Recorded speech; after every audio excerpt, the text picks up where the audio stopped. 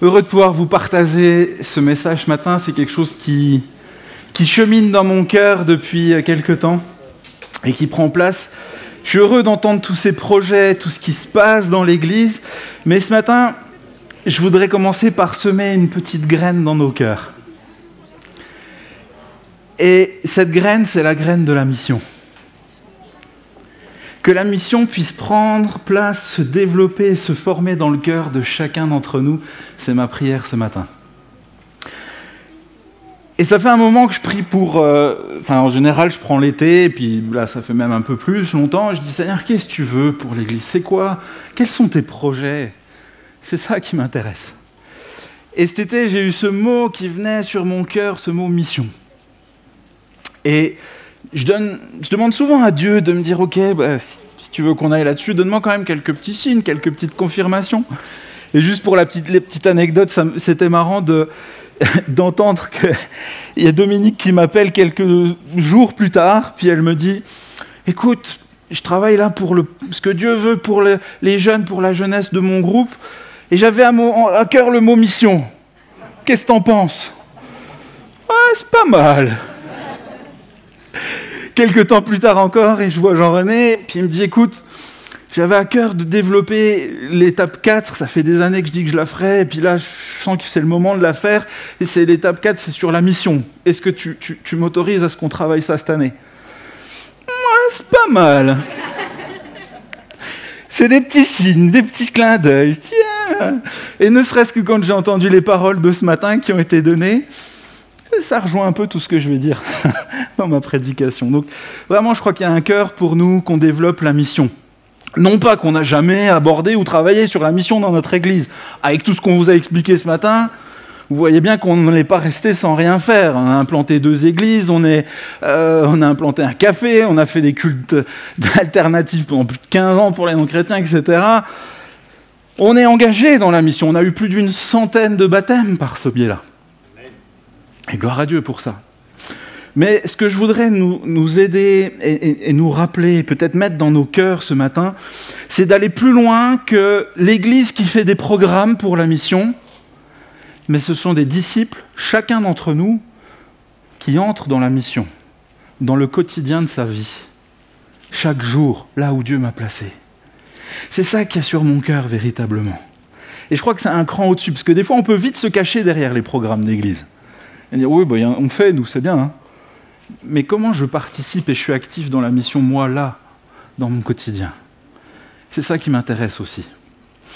Et pour pouvoir bien accomplir la mission, il faut déjà savoir ce que c'est que la mission, et il faut savoir comment la pratiquer. Et c'est ces 2 choses que je voudrais voir avec vous ce matin. Parce que le premier frein à la mission, c'est souvent une mauvaise compréhension de ce que c'est que la mission. Et bien souvent, la mission, on le réduit, ou j'entends les gens qui réduisent ça à l'œuvre missionnaire à l'étranger. Bien sûr, ça en fait partie. Mais ça ne peut pas être que ça. Notamment déjà parce que le terre de mission aujourd'hui, je vous assure que c'est plus les pays à l'étranger, c'est la France. On est un des pays les plus sécularisés au monde, où il y a le plus d'athées au monde. Et c'est même plus nous, on a du mal à envoyer des missionnaires, c'est des missionnaires des pays étrangers qui viennent maintenant en France pour évangéliser. Pour vous dire. Et dans la parole, un des textes de la mission très connu, c'est Jésus qui nous dit « Vous recevrez une force quand le Saint-Esprit descendra sur vous. Vous serez alors mes témoins à Jérusalem, dans toute la Judée, la Samarie et jusqu'au bout du monde. » Si je remets dans le contexte pour nous, vous serez mes témoins à Besançon, dans Franche-Comté, en France et jusqu'au bout du monde. Bien sûr, le jusqu'au bout du monde et les pays étrangers, ça en fait partie. Et on peut avoir un appel pour les nations, les autres nations. Il n'y a pas de souci là-dessus. Mais déjà, est-ce que là où Dieu m'a placé dans ma ville de Besançon, dans mon petit village, dans mon quartier, je suis en mission et je suis un témoin? Parce qu'on a reçu une puissance pour ça. Et Jésus, à la fin, va me dire, t'as fait quoi de la puissance du Saint-Esprit que je t'ai donnée pour être mon témoin? Oh, ouais. Un coup, j'ai participé à un programme dans l'église. C'est plus que ça, mes amis. La deuxième erreur qu'on fait souvent dans la définition de la mission, c'est de le réduire uniquement à des actions d'évangélisation. Encore une fois, la mission, c'est plus que ça. Parce que sinon, la mission ne serait accessible que pour les évangélistes. Autant dire qu'on serait tous sur le carreau. Le mandat que Jésus nous donne est celui-ci. Allez donc auprès des gens de toutes les nations et faites d'eux mes disciples. Baptisez-les au nom du Père, du Fils, du Saint-Esprit et enseignez-leur à pratiquer tout ce que je vous ai commandé. Ça, c'est le grand envoi de mission. On appelle ça le grand ordre de mission. Vous l'avez déjà sûrement entendu. Mais l'idée d'aller faire un disciple, c'est quoi ? C'est à la fois un processus de conversion, où je vais les baptiser, mais c'est aussi un processus de maturité spirituelle, où je vais les enseigner à faire ce que Dieu a prescrit. Les deux, à la fois quand je forme que j'amène quelqu'un au Seigneur, mais tout autant quand j'aide un chrétien à devenir un disciple, je fais de la mission. Est-ce qu'on comprend bien ça ? C'est important. Et c'est d'ailleurs le slogan de notre Église, pour ceux qui le connaissent, c'est de faire des incroyants des croyants et des croyants des disciples. Ça résume très bien le mandat missionnaire. Et si on étudiait la parole, à chaque fois on retrouve ce double caractère, à la fois d'évangélisation, mais aussi de discipulat. Si je prends... Oui, c'est ça. Si je prends l'idée de faire des incroyants des croyants, regardez ce qui est dit dans Acte 8. Les croyants qui s'étaient dispersés parcouraient le pays en proclamant le message de la bonne nouvelle. Première étape de la mission. Mais deuxième étape de la mission, faire des croyants des disciples. Quant à vous, vous avez suivi notre exemple et celui du Seigneur. Vous aussi, vous êtes devenus à votre tour des modèles pour tous les croyants de la Macédoine. À la fois, on proclame le message de la bonne nouvelle et à la fois, on est des modèles pour les autres chrétiens. C'est ça, être en mission. Et quand on regarde ces versets, à chaque fois, il y a ce qu'on appelle en théologie le sacerdoce universel. C'est de voir que c'est le rôle de tout le monde, pas juste de quelques spécialistes. C'est les croyants qui annoncent la bonne nouvelle. C'est pas marqué les évangélistes, c'est tous les croyants. Et c'est tous les disciples qui doivent être des modèles, pas juste quelques pasteurs. On a tous ce rôle-là à jouer. Et le rôle du sacerdoce universel, il est résumé dans 1 Pierre 2,9, qui nous dit « Mais vous, vous êtes un sacerdoce royal. Vous êtes le peuple que Dieu a choisi pour annoncer les grandes choses qu'il a faites. » Je pensais avoir un petit amen au moins avec ça. « Il vous a appelé à passer de l'obscurité à sa merveilleuse lumière, afin que vous proclamiez ses œuvres magnifiques. » Ah, ouf, le deuxième était mieux. C'est le rôle de tous, et je dois me questionner comment est-ce que moi j'y participe à la grande mission. Et voilà la définition, pour résumer, que je donnerai. La mission, c'est le fait d'être envoyé, aller faire, d'être envoyé comme des ambassadeurs du royaume de Dieu dans ce monde, pour être des témoins qui portent du fruit dans la vie des autres, croyants ou non croyants, afin qu'ils deviennent à leur tour des disciples de Christ. C'est d'être envoyés comme des ambassadeurs du royaume de Dieu dans ce monde, pour être des témoins qui portent du fruit dans la vie des autres, afin qu'ils deviennent à leur tour des disciples de Christ. Voilà ce à quoi nous appelle la mission. Et pour ça, en général, quand on commence à réfléchir là-dessus, on se dit que c'est un peu compliqué. C'est un peu comme ça, quoi. Normalement, il y avait une... Ah.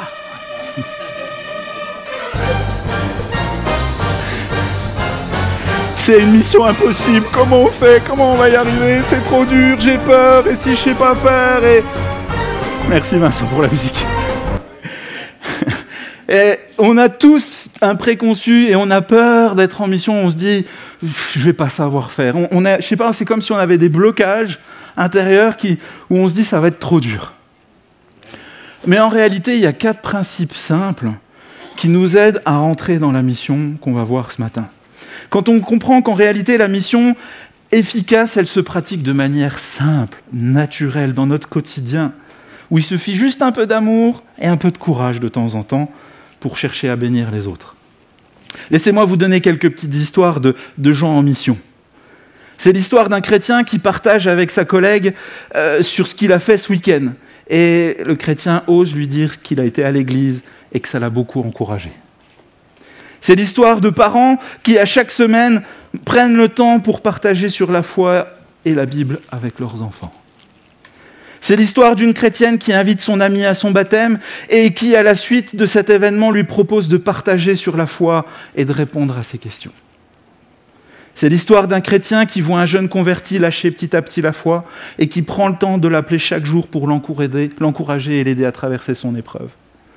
C'est l'histoire de deux chrétiennes, deux mamans qui se soutiennent mutuellement dans leur foi. Et au bout d'un moment, elles invitent même d'autres mamans de l'école à se joindre à elles pour les encourager aussi. Elles finissent par prier avec elles, partager leur foi, et elles viennent au Seigneur par ce biais-là. Tout ça, ce sont des petites choses du quotidien, dans notre routine. Ce n'est pas des grands programmes d'église.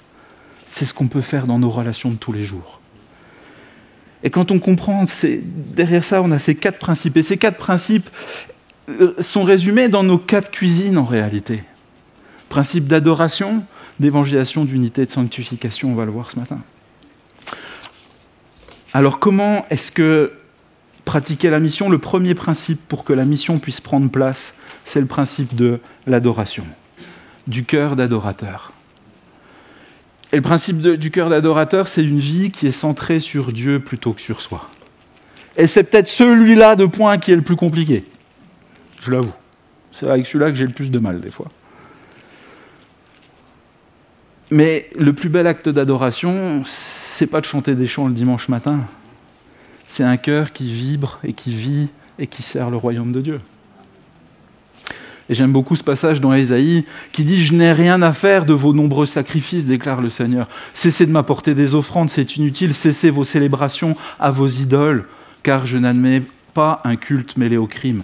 Apprenez à bien faire, préoccupez-vous des gens, tirez d'affaire l'opprimé, rendez justice à l'orphelin et défendez la veuve. » Voilà ce qui sera dans Romains 12, un culte agréable à Dieu. L'idée, Dieu nous dit, cesse d'abord tes cultes à tes idoles. Et l'idolâtrie de notre monde actuel, c'est l'idolâtrie du moi, du je. Je m'adore moi, mais c'est moi d'abord, et Dieu ensuite. Toute notre société est construite là-dessus. Toute notre société moderne fait l'apologie de l'épanouissement personnel, de mon bonheur, etc. Prenez les pubs, par exemple. Il y a 20 ans, les pubs cherchaient à vous dire que leur produit, c'était le meilleur qui soit. Les pubs, aujourd'hui, ils s'embêtent même plus, parce que tu le vaux bien. C'est tout. Tu le mérites. Tu es tellement bien que notre produit, il est fait pour toi. C'est l'apologie du moi. Et c'est ce que la société nous enseigne, mais je suis désolé de nous le dire, ça vient aussi affecter notre mandat missionnaire. Et c'est du coup, petit à petit, progressivement, sans qu'on s'en rende compte, on se laisse grignoter, bouffer, où ce n'est plus l'Église, les chrétiens qui sont en mission et qui changent le monde, c'est le monde qui change l'Église. Et on se fait avoir. Il suffit de le regarder, on a de plus en plus de chrétiens qui viennent consommer l'Église. Si le groupe de maison, si l'Église fait suffisamment bien, je reste, sinon je la quitte. Si Dieu fait suffisamment bien, je reste, sinon je le quitte. J'ai de plus en plus de rendez-vous comme ça. Les gens qui disent « Dieu n'a pas fait assez bien pour moi, c'est fini avec Dieu ». Ok, attention. On le voit aussi dans notre manière d'évangéliser. Aujourd'hui, je vois des évangélistes qui remplacent progressivement le pardon des péchés et le sacrifice à la croix par l'épanouissement personnel. Tu verras, Dieu va te faire du bien, Dieu va te bénir, Dieu va t'aider. Et c'est vrai, et on ne doit pas l'oublier, ça fait partie de l'idée. Le problème, c'est que des fois, on ne dit plus que ça, et on met toute l'autre partie. Et j'ai des gens qui disent « Ouais, moi j'ai accepté Christ ». Mais il n'y a eu jamais de repentance de leurs péchés, ils n'ont même jamais entendu parler du sacrifice de la croix de Jésus. Mais comment tu fais pour être sauvé ? Parce que le jour où ça ira pas comme tu veux, Dieu, ça va être fini. Pour être un disciple en mission, je suis désolé de nous le rappeler, mais parfois nous devons apprendre à être à contre-courant de notre culture. Et la culture du royaume nous dit justement que tout ne tourne pas autour de moi, mais tout tourne autour de Dieu, de Christ. Et c'est là où le monde nous dit, Ce qui compte, c'est que tu aies une belle vie, c'est que ça aille bien, que tu t'épanouisses. Mais regardez ce que Jésus nous dit. Celui qui veut sauver sa vie, la perdra. Celui qui perdra sa vie pour moi, la retrouvera. On est à contre-courant. Je dois d'abord perdre ma vie, mourir à moi-même. C'est par là que la mission commence. Et je ne peux pas rentrer en mission si je n'apprends pas à mourir à moi-même progressivement. Ce que Paul disait, je ne fais plus aucun cas de moi-même, pour moi vivre, c'est Christ. Et j'aime beaucoup cette citation de Sunday Adelaia, qui est un pasteur d'une des plus grandes églises d'Europe. Il dit « Si vous voulez utiliser votre foi pour vous-même, pas de souci. Mais moi, je vais utiliser ma foi pour la mission, pour changer le monde autour de moi et pour apporter la culture du royaume de Dieu dans ce monde. » C'est deux axes différents. Lequel vous choisissez ? Deuxième principe. Le principe qu'on doit comprendre, c'est que la mission se pratique de manière naturelle à travers nos relations. Et effectivement, à un moment donné, la mission passe nécessairement par le concept d'évangélisation, d'apporter la bonne nouvelle aux autres. Sauf que derrière cela, on a souvent ces peurs qui nous tiraillent, de dire comment je vais faire pour expliquer, pour convaincre, et si on me pose une colle sur tel sujet d'apologétique, et puis je vais pas savoir. Et du coup, ces peurs-là, ou peur de qu'on se moque de nous, etc., fait qu'on se renferme, puis qu'on n'y va plus. Et ça met des blocages en nous, on se dit non, je ne sais pas faire moi de toute façon. Et du coup, on se retrouve vite à s'enfermer dans notre bulle, à rester dans l'église, entre nous, à l'intérieur, entre chrétiens. Et avoir même plus aucun ami dans le monde. Ça pose problème. Parce que Jésus nous a dit, je vous ai pas appelé à sortir du monde, je vous ai appelé à être la lumière du monde. C'est une des paroles qui a été donnée ce matin.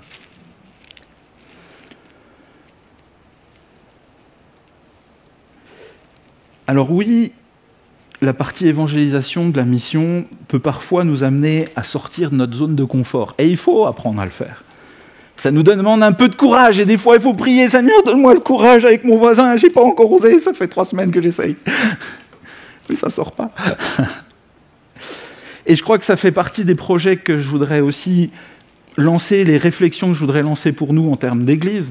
Comment est-ce qu'on peut accompagner, former les croyants dans cette dynamique de la mission ? Parce qu'il y a aussi des formations à donner. Il y a aussi un apprentissage à avoir là-dessus.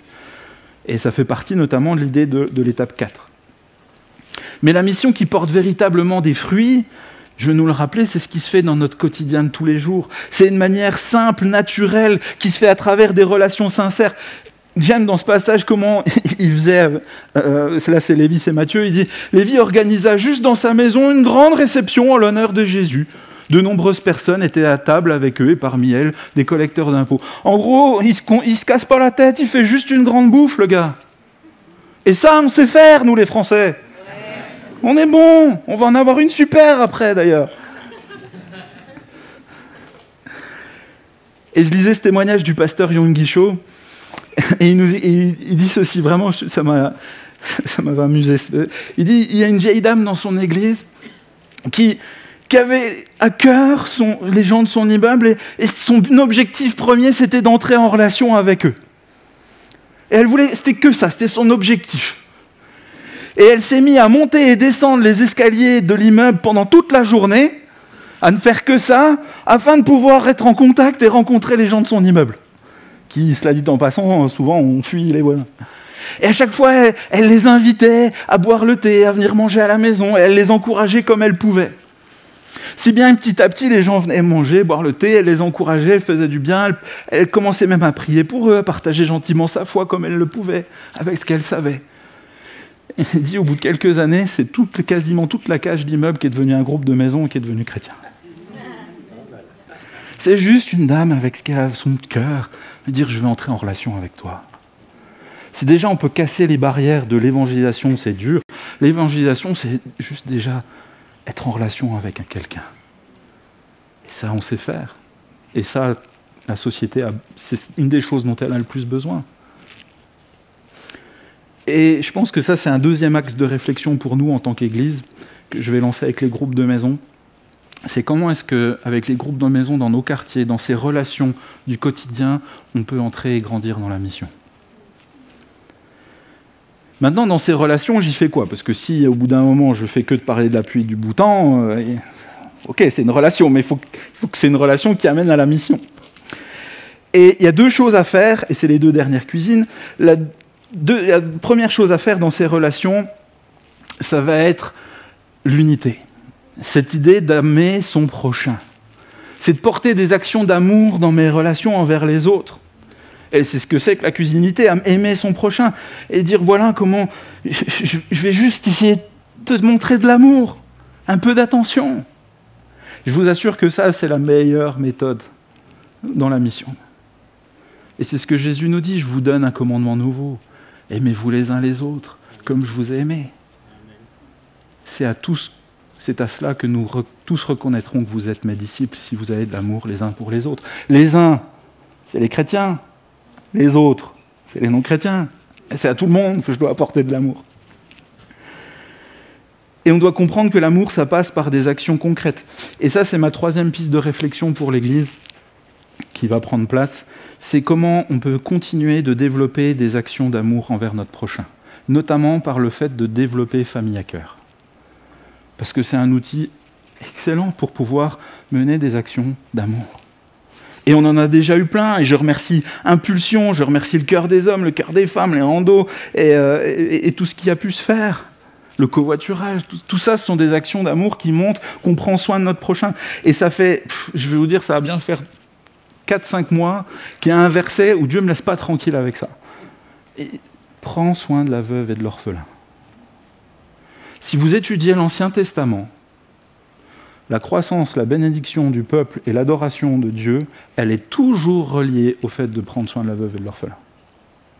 Même quand vous regardez dans le Nouveau Testament, où il y a la création Paul veut étendre l'Église dans le monde, les apôtres lui disent « Ok, tu dois faire ça, ça, ça, et continuer de prendre soin de la veuve et de l'orphelin. » Ça fait partie de la mission. Ça peut être au sens strict comme au sens plus large, de dire comment je prends soin des autres dans l'Église. Et ça, si vous avez à cœur des projets, des idées de dire « Oh, mais moi, je peux peut-être lancer ça comme projet d'amour pour bénir mes frères et sœurs. » Venez me voir. C'est comme ça qu'Impulsion est né. Alain, il a dit « Moi, j'avais à cœur de pouvoir bénir avec l'aide alimentaire. » Et aujourd'hui, on a ce service-là dans l'Église. Mais je voudrais aussi qu'on aille plus loin, que ce ne soit pas que des actions internes, qu'on puisse aussi avoir une action d'amour dans la société.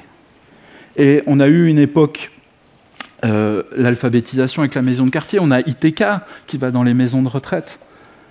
Mais il y a peut-être d'autres choses qu'on peut développer aussi dans ce biais-là. Parce que quand on développe ces notions d'amour, c'est là où la mission prend forme. Et si je reprends l'histoire de l'Église, c'est toujours là où l'Église a le plus grandi, c'est quand l'Église était persécutée et qu'elle continuait de prendre soin des gens qui les persécutaient. Elle manifestait de l'amour en bénissant, en guérissant, en aidant, en soutenant les gens qui étaient des persécuteurs. Et là, l'Église allait passer d'une poignée de chrétiens à la première religion mondiale. C'était juste des hommes et des femmes qui ont dit « on va montrer un peu d'amour ». Et la mission, elle commence et elle prend forme quand on commence à être des aimants. Et j'aime le petit jeu de mots. Si vous prenez des aimants, si les aimants, je les prends du mauvais côté, qu'est-ce qui se passe? Ils se repoussent. Si moi, je viens juste dire « Ouais, je vais te balancer mes 4 vérités, et t'es pécheur, tu vas crever en enfer, et machin... » et... Je vous assure que ça repousse. Mais si je commence à aimer, à être un aimant, ça attire les gens, tout simplement. C'est pas compliqué la mission. Un peu de relation, un peu d'amour. Et c'est le 3e point ensuite. La mission prend forme quand dans nos relations, nous cherchons à être des témoins. Je sais pas, ça pas. Ah, ça y est. Et ça, c'est le principe de la sanctification. Notre sanctification, c'est ce que Christ a changé, a formé, a fait dans nos vies. Et on est les témoins vivants de ça. Je ne sais peut-être pas expliquer techniquement les 4 points de l'Évangile, mais je peux dire ce que Christ a fait dans mon cœur. C'est pas compliqué, ça. On sait tous et on peut tous le faire. Nous sommes tous les témoins vivants de l'œuvre de Christ en nous. Et il n'y a rien qui me fait plus plaisir quand tu as un frère ou une sœur ou quelqu'un dans le monde qui vient me voir et puis qui me dit « Oh, j'ai vu, il y a quelque chose qui a changé dans ta vie. Qu'est-ce qui s'est passé ?» C'est un témoignage à la fois pour les inconvertis, comme c'est un témoignage pour les croyants à grandir dans leur propre foi. Parce que quand je témoigne de l'œuvre de Christ, eh bien naturellement, je participe à la mission. Cela me demande juste un peu de courage, des fois, un peu de jugeote de savoir quand le placer aussi, mais d'apprendre et oser à dire « Voilà ce que Christ a fait en moi ». Moi, souvent, j'attends qu'on me pose la question. Des fois, je pose des questions qui m'amènent à ce qu'on me pose la question derrière. Mais quand on te pose la question, c'est « Oh Dieu qui t'ouvre un boulevard ». Nous sommes les témoins vivants d'un Dieu vivant qui restaure, guérit et sauve encore aujourd'hui. Amen. Et c'est ce que nous dit 2 Corinthiens. Notre lettre, c'est vous-même.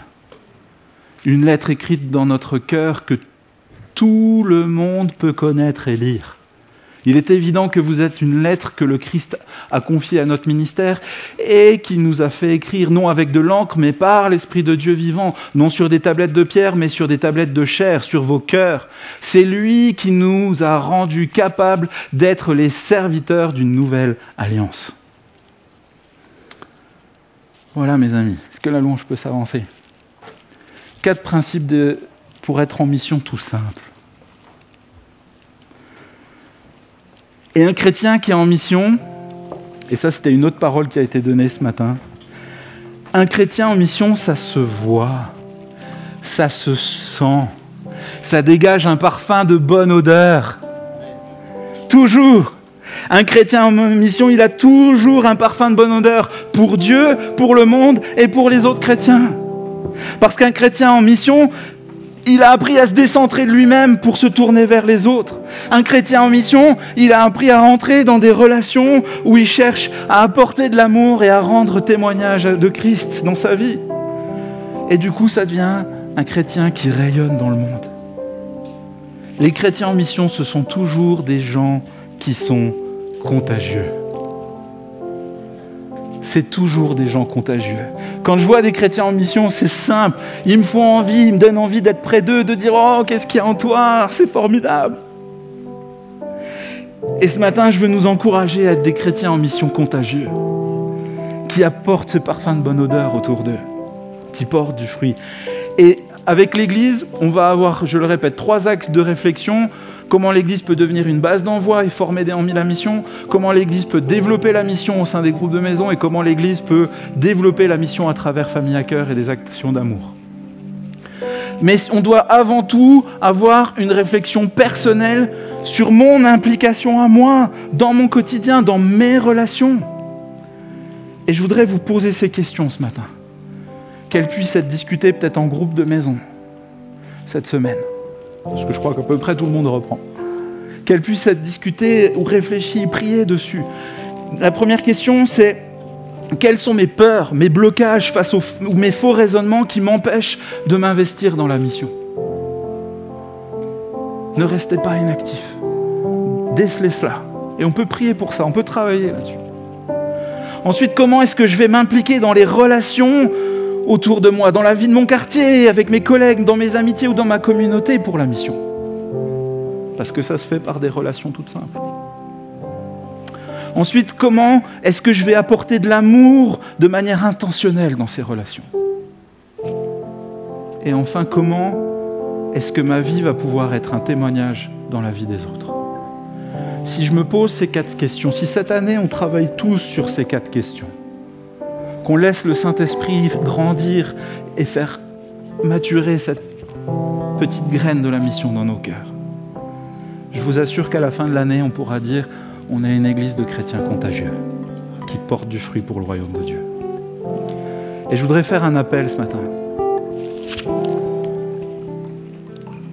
Et je voudrais proposer, on va pas s'avancer, on n'aura pas le temps, mais si ce matin dans ton cœur, tu as ce désir de devenir ce chrétien contagieux et de rentrer dans la mission, alors je vous propose simplement de vous lever là où vous êtes.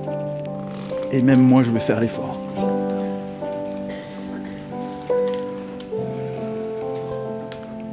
Merci.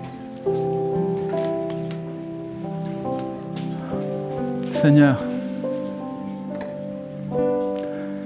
aide-moi, aide chacun d'entre nous à être des chrétiens contagieux. Des chrétiens qui font envie, des chrétiens qui dégagent un parfum de bonne odeur. Aide-nous à prendre conscience de ton ordre de mission. Aide-nous à y prendre part, même dans les choses les plus simples de notre quotidien. Que ça prenne forme et que ça prenne place dans nos vies. Je te prie de briser dans le nom de Jésus tous les blocages, les faux raisonnements et les peurs qui peuvent nous empêcher d'être en mission pour notre roi. Je te prie de nous apprendre et de nous former chaque jour un peu plus à être des ambassadeurs pour ton royaume. Je te prie, Seigneur, de nous apprendre à nous décentrer de nous-mêmes pour nous centrer sur toi et sur les autres. Je te prie de nous aider à faire grandir cet amour pour notre prochain. Et je te prie de nous donner le courage aussi de pouvoir témoigner de ce que tu fais dans nos vies. Que nos vies te rendent gloire, que nos vies portent du fruit pour ton royaume, Jésus, pour ta gloire. Aide-nous cette année encore en tant qu'Église et chacun d'entre nous en tant qu'individu à grandir dans la mission. Amen. Que le Seigneur vous bénisse. Merci d'avoir regardé notre culte. Tu peux rester connecté avec nous en nous suivant sur les réseaux sociaux. Si tu as besoin de plus d'informations, tu peux te rendre sur notre site internet ou scanner notre QR code. Tu peux également revoir sur YouTube toutes nos prédications. N'hésite pas à les partager et à t'abonner. Nos cultes ont lieu chaque dimanche à 10 h. Si tu veux venir y assister et partager un moment convivial avec nous, nous nous ferons un plaisir de t'accueillir à l'église CP au 1 bis rue Blaise Pascal, Besançon. À très bientôt.